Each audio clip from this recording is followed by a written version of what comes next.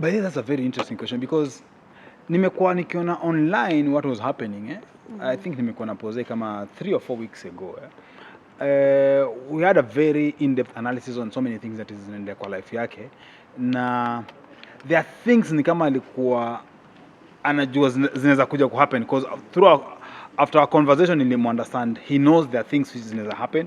So when he was arrested, which nowadays is really hard, was he really arrested? Yeah, he was. Okay, Even cash bailed. Okay, because unajua nowadays wacha niambie kitu moja. Mimi kitu naogopa kujiingiza kwa story mob. Kuna msee alikuja paka akaweka pay bill akasema bei ni mgonjwa, and then tukaja discover ilikuwa ni kiki. I was so shocked.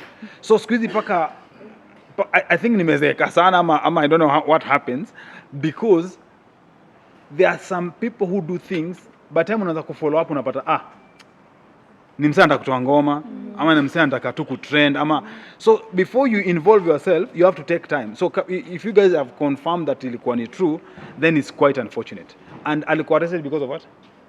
Cyberbullying. Cyberbullying. Yeah, he released a song dissing Dianabahati. Oh. Yeah. That's unfortunate, man. That's really, really unfortunate. Because nimesikia story mingi, mara aligonga mtu, mara nikashindwa. So which is which? You get, yeah? So that is very unfortunate because I know Pose, I know ni watu wote nimewaona hivi wakiwa watoto. So nawajua vizuri sana.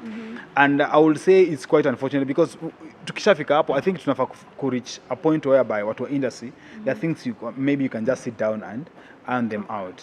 Yeah. But pia you never know mtu amefika to what level ndio, because unajua pia kwa hii world unaweza pata kuna mse maybe mtu amenikosea najaribu kuongea naye aski, you understand? So you don't know what next you can do. It's quite unfortunate for both of them. I don't know the real story, so I'll not go in depth ku dissect the whole story naijulia hapa. But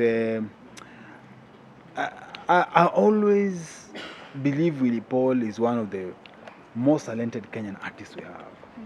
So when I see some things happening, mi usikia uchungu because nakumbuka the raw Willypaul, the raw one, the one before kwa superstar, the way the guy alikuwa na bidii, the way the guy alikuwa anaandika songs, alikuwa anaandika vitu nashindwa mtoi ni mnoma.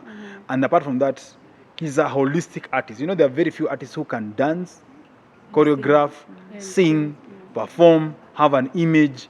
You understand? All those things in one artist is really hard. He has posture. You know, Willypaul ni ule hata kingia hapo unajua ule pose amefika. You know, there's some artists hata kingia hapo anatembea unashinda huyu ni msanii ama, but pose akona, yani akona presence. And you see, for you to become a 360 artist, you need to have all those things. So kuna kitu mmoja na feeling that's just one element that is missing in him, and I hope one time that he'll fix it. Hapo pengine kwa vile ambavyo unasema kwamba umewajua tokea na wadogo tokea na bahati. Kwa vile ambavyo umetathmini muziki wao, unahisi nani ambaye kidogo anaupiga mwingi sana kimuziki?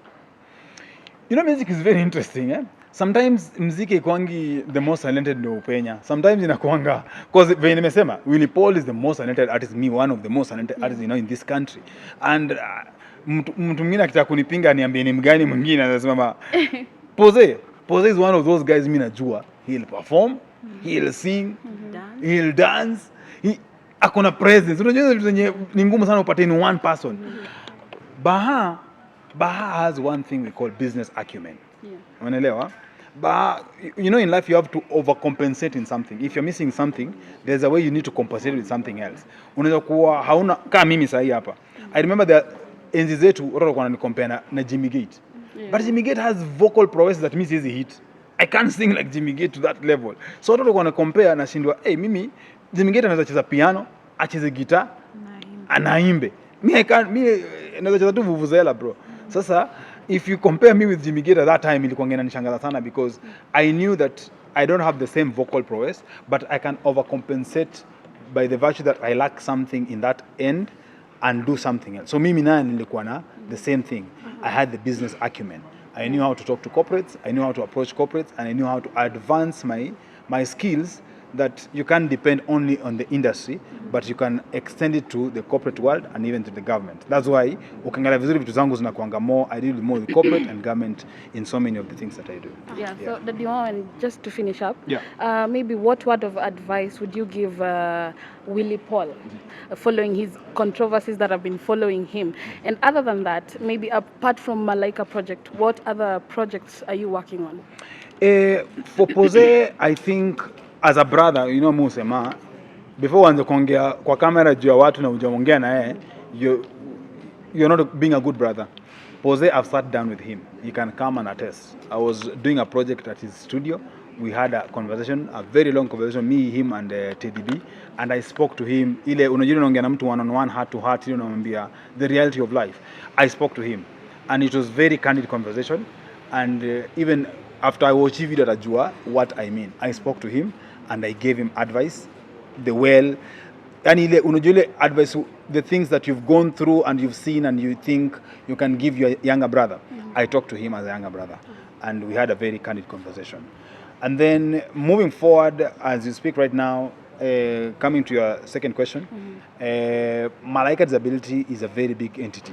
So every year we are doing like 4 events. So we're having Malaika Disability Walk Nairobi. Then in the next like 2 months, we'll have one in Eldoret. And then after that, in August, we're going to do what we call Malaika Disability Forum at the KICC, whereby we'll call all the government entities and anyone who is in the because the theme this year will be about road safety. We'll call about